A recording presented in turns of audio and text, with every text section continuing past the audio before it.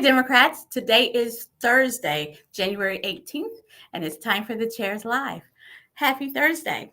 So it is the beginning of an even numbered year.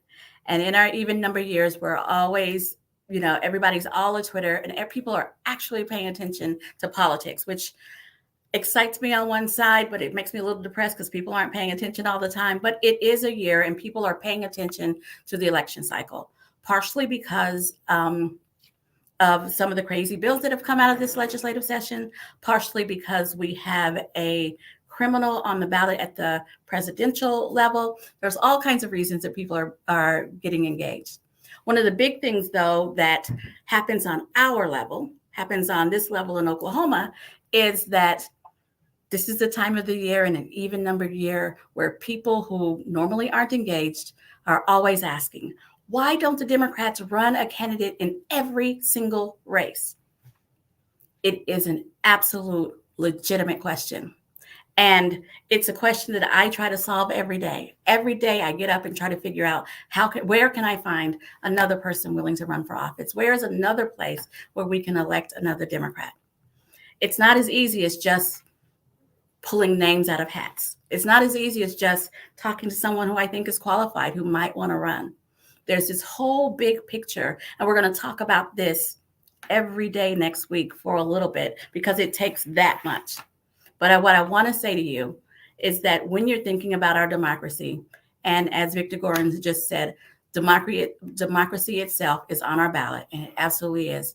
Think about 5 ways that you can help save our democracy. 1, educate yourself on the ballot. Know what's on your ballot. And it's really easy in Oklahoma. You can go to the Oklahoma State Election Board, go to the voter portal, put in your name, your birthday, and if you're registered to vote, you'll pop up. And there's a little checkbox that says, can I see my sample ballot? You click on that and it will show you your ballot. So you can do your research if you haven't been on top of everything. Educate yourself on the ballot. Next, vote every time. Don't wait for the presidential. Don't wait for Congress. Vote every time. Your state house representative, your state senator affects your life in a more substantial way than the president does, more substantial way than Congress does. Your city councilor, they're in your same neighborhood. Your school board member in your same neighborhood. Vote every time. And you could also be a precinct worker. You know, when you show up and there are people behind the plastic table handing your ballot, those are regular, everyday people who have volunteered to give up a Tuesday to help forward our democracy. And right now in the state of Oklahoma, not enough Democrats have stepped up. Not because when you show up, what's supposed to be behind that table is at least 1 Republican and 1 Democrat. That third person can be anything, but they strive for balance, so that anybody who shows up feels like they're being represented. And right now, there aren't enough Democrats working at precincts on election day. It's really easy to sign up. They train you, and they pay you while they train you, and they pay you for the day that you work. And in this year, in July of this year, the pay doubles. So it'll be more than $200 a day. Your job usually will let you off for the day. I encourage everyone, contact your county election board and say you want to be a precinct worker. I did it for like 10 years, and it feels good to be a part of the process. Number 4, tell your friends what you know about the process. If there's a candidate that you like, tell your friends. If there's a ballot initiative that you want your friends to get behind, like, raising minimum wage, tell your friends and make sure that they sign it. Get involved. And then the next, and this one may seem wild, but run for office.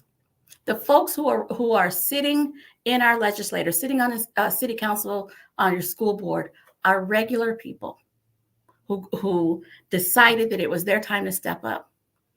Who knows? It might be your time to step up. All righty, so today is Thursday. And if it's Thursday, we are lucky enough to be joined by Representative Mickey Dollens. Welcome, Mickey. Hey, Alicia, great to see you. How are you? It feels like it's been a long time. You doing okay? Yeah, it has been a while. We've just been in a whirlwind getting bills filed. Today was that filing deadline. And so everything's officially in, so we'll see what's to come. But I know there's been a lot of negative press on some really wacky bills and racist bills. So I'm looking forward to focusing on the positive today, which I know that the bills that I've filed, I'm really proud of, and those of my colleagues, I'm pretty proud of as well. So there is a shining light amidst the darkness here. Well, and that's, when we talked about what are we going to talk about today, I want to stay positive. I want to uplift the voices of our Democrat elected officials, because you guys are filing bills, in this girl's opinion, filing bills that improve the lives of Oklahomans. You're not filing bills trying to figure out how you can get on national TV. You're not filing bills, you know, trying to reach the extremists on either side. You're filing bills like Julia Kurt's bill. If you're getting state incentive dollars, you're going to do paid family leave, right? That improves the lives of Oklahoma families. You made a really good point on the last episode we did. You said that on every bill that we file, you can trace it back to an individual that you know who will directly benefit from it. And that's a really good sign, because the legislation that we file that's what it should do. It should improve processes, and in some way it should make Oklahoma a better state where people can have greater opportunity to reach their full potentials. But when you said that, I thought you really hit the nail on the head. Did a really good job of describing it. Well, thank you. That's how I get up every day, because I believe in you guys. I believe in you guys, and I believe in adding to your numbers. So do you have a couple of positive bills you want to share with us today? I do, but before I go into that, I want to say thank you to all the staff, especially our legislative assistants. They go to so much trouble and work corralling us legislators up and making sure that we're meeting our deadlines. They're usually the middle person communicating with legal staff that are drafting these bills. These ideas that we get from our constituents then are turned into legislation thanks to our staff at the Capitol. And it takes a whole lot of dedicated people behind the scenes that make that possible. Specifically, my legislative assistant, Peyton Burnham, who is brand new, just been there about 7 months, but you would think she's been there 7 years. And my former assistant, Stacy, and everyone, including all of the Republican legislative assistants, they really put a lot of effort and hard work into this. And then, of course, the legal staff, who's there to answer questions, who's usually working on the holidays and well into the weekends in order to meet these deadlines. I just want to say thank you so much. Having said that, I'm excited to file 8 bills. One of the committees in which I serve on is the Elections and Ethics Committee. And as you know, last year we had quite a few bills that sought to undermine the the ballot initiative process. And they did that through legislative attacks like imposing filing fees, geographical distribution, requiring different regions of the state to meet a certain voter threshold, and even raising the winning threshold on a ballot initiative from a simple majority, which is 50% plus 1, to 60%. So in addition to combating those terrible ideas that take power away from the people, I'm excited to introduce some legislation that will strengthen and enhance the ballot initiative process. And one of the first ones that I have that's a priority of mine, I'm really hoping that it gets a committee hearing, is that we want to extend that signature gathering period from 90 days to 180 days. We can do this without having to send it to the vote of the people. It can be done statutorily, but the benefits of this are amazing. Not only does it give people, petitioners who are out gathering signatures, more time to go out to rural parts of Oklahoma to gather the signatures, because let's face it, Oklahoma City and Tulsa are more densely populated. And when you're trying so hard to gather 100,000, 170,000 signatures for a constitutional change, you got to be where the most densely populated places of the states are, which are the cities, Tulsa and Oklahoma City. By extending that period to 180 days, petitioners can have the opportunity to go out to rural Oklahoma, to get input from out there and to get signatures and gather out there. In addition to that, it reduces the influence of money. And we all know that in order to get a message out, whether you're running for office yourself or you're putting together a yes campaign for a ballot initiative that you believe in, like the raising minimum wage, you got to get your message out to people. And that looks like mail, digital, it looks like TV advertisements, all of which can cost a lot of money. But when we have such a limited 90-day window, it's more, people are more likely to take out of state money, special interest money in order to get that message out. But with 180 days, you have more time to build up a grassroots coalition that can be funded with small donations from actual Oklahomans. So we want And if I might add, and it really will give rural Oklahoma more of a say in this process because we will have time, not we, ballot petitioners will have time to reach out to rural communities and hear what they say, get them involved, get their signatures. Exactly. And along the lines of finances, the FCC passed a law at the federal level a couple of years ago that said that individual campaigns can't be financed with foreign influence. So foreign countries can't play in campaigns. But one of the loopholes they forgot to address was ballot initiatives. And so we're going to introduce a law that would prohibit foreign countries from influencing ballot initiative measures. Which would improve the integrity and the representation of making sure that this is actually Oklahoma, at least domestic push, instead of having any foreign influence. And then my third bill that would address ballot initiatives would mandate that anyone who wants to increase the passing threshold, like 60%, which I mentioned earlier, in order to do that, it has to go to the vote of the people. Currently, it only requires a simple majority for the new law to be imposed to require 60%. What this would do is if someone's recommending that future ballot initiatives would require 60%, 70%, then that measure itself would also have to pass by the proposed amount in which they want to see for future ballot initiatives. So it's kind of like, put your money where your mouth is. If you really want future ballot initiatives to pass by 60%, then your proposal will also have to pass by 60%. What's good for the goose is good for the gander. Exactly, right. And it takes a lot of the hypocrisy out of it. So I haven't received much feedback on that one. Of course, everyone knows that you may not, that just because you propose all of these good ideas and bills, it's a real uphill climb, especially for people in the minority party, which we are as Democrats, to get committee hearings, to get your bill to even have the opportunity to pass or fail on its own merit. And a lot of that is done by coalition building, talking to the chairperson of that particular committee and ensuring that you can present your bill and hopefully get a passing vote in order to then get it onto the House floor. So let's remind folks, as a member of the House, you get to submit 8 bills. That's correct. And unfortunately, I had to cut 3 or 4 good bills because I just didn't have enough to fit my 8. Now, in the Senate, they can legislate up to as many bills as they want, and in that case, I would just reach out to my senator and ask if they wanted to carry my bills, or I could do it next year. So you definitely, in the House, you have to focus it down to your top 8.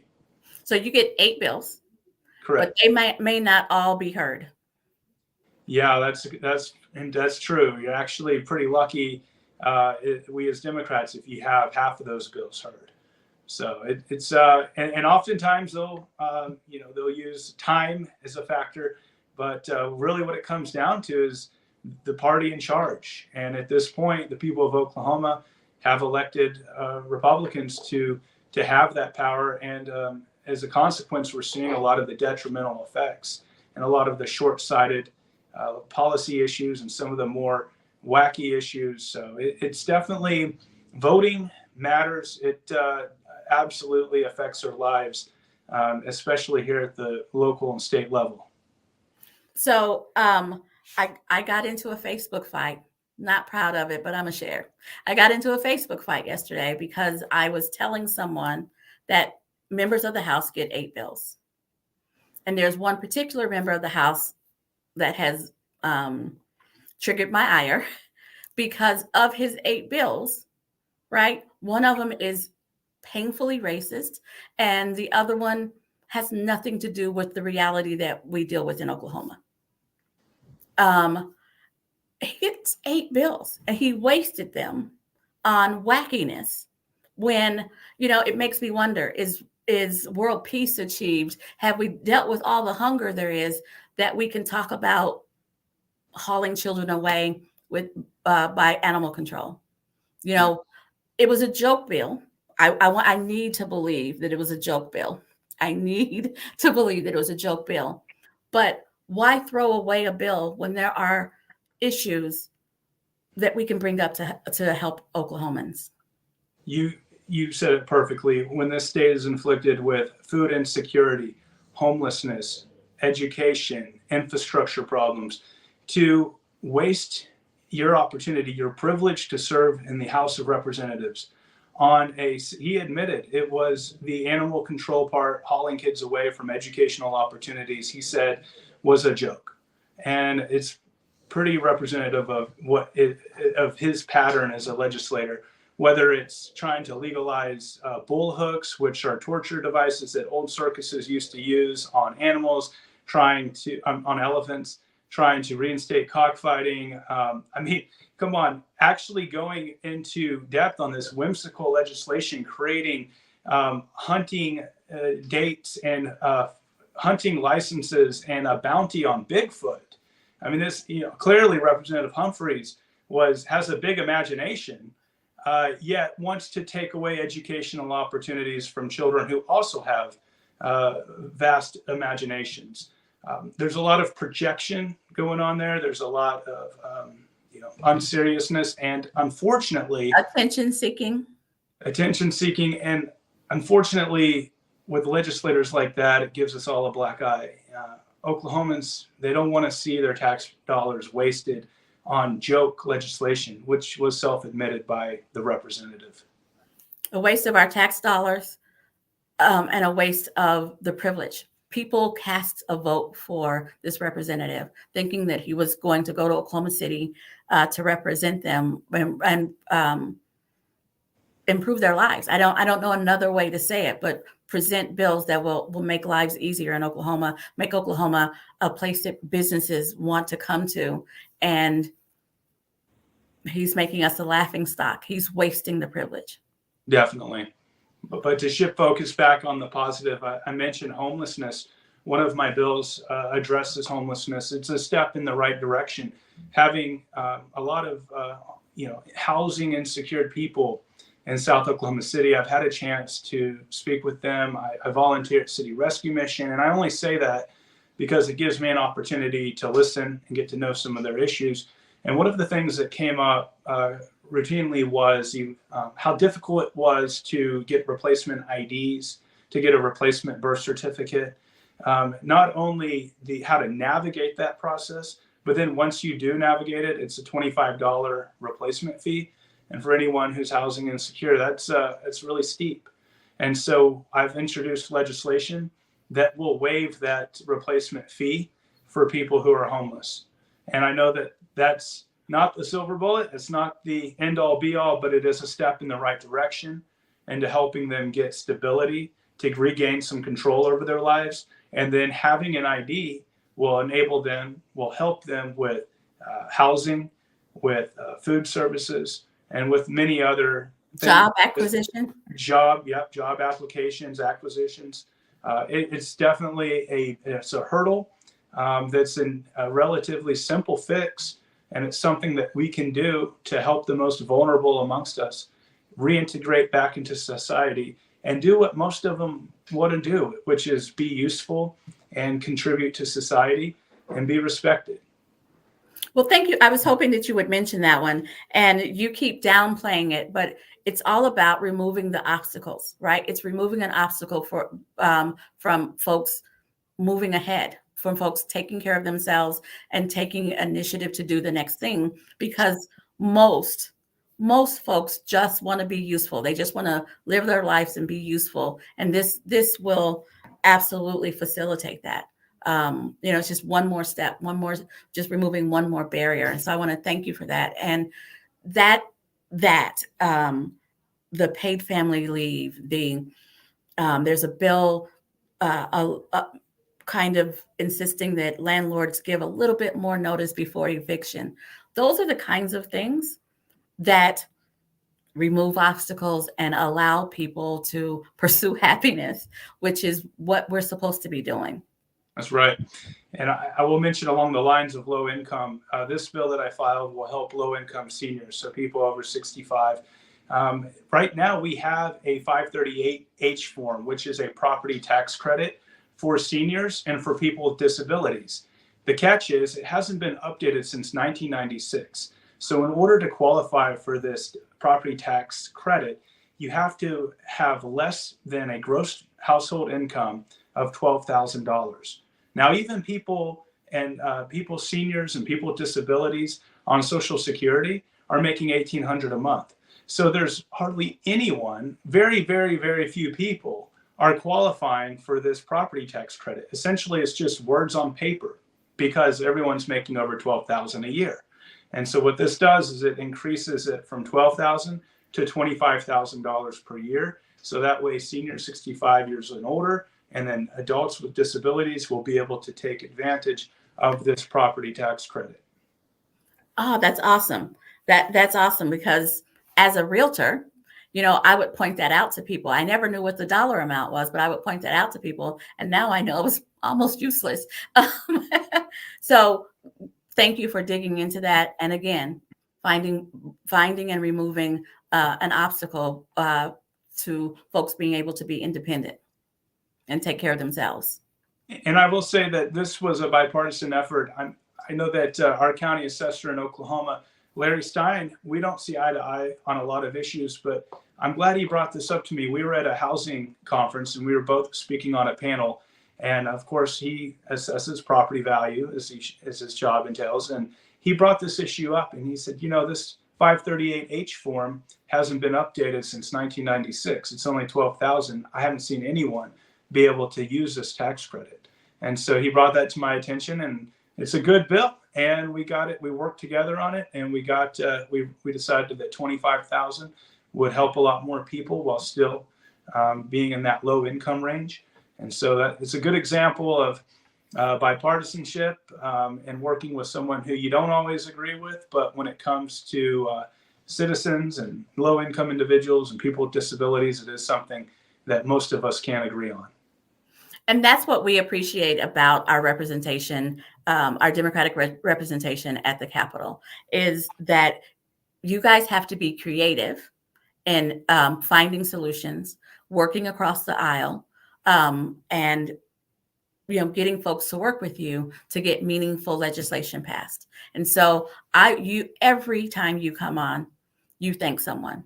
Every time you find someone else to thank. And so I want to take a moment to thank you for being willing to reach across the aisle, look for different solutions, and presenting bills that would make meaningful legislative change. Well, I appreciate it. And thank you for all that you do. You put a lot of effort, a lot of work into this, getting the word out, using your platform to elevate our voices and the people of Oklahoma. And it is very much appreciated. I speak on behalf of the House Democratic Caucus and the Senate Democratic Caucus. And when we say we appreciate and thank you for all that you do, and that includes everyone at the Oklahoma Democratic Party who's putting in lots of work behind the scenes. I couldn't do it without them. Thank you for mentioning them. I truly could not. Thank you, Mickey. Thank you all for hanging in there. We lasted a little bit longer today, but I wanted to spend a little bit more time talking about the positive, getting us out of la la land and talking about the positive so that we all can feel better about this legislative session and know that not just crazy stuff is going to come out of it, but actually there might be meaningful legislation that helps Oklahomans. You guys have a great evening, and I'll be back here tomorrow at 4:15. Thank you.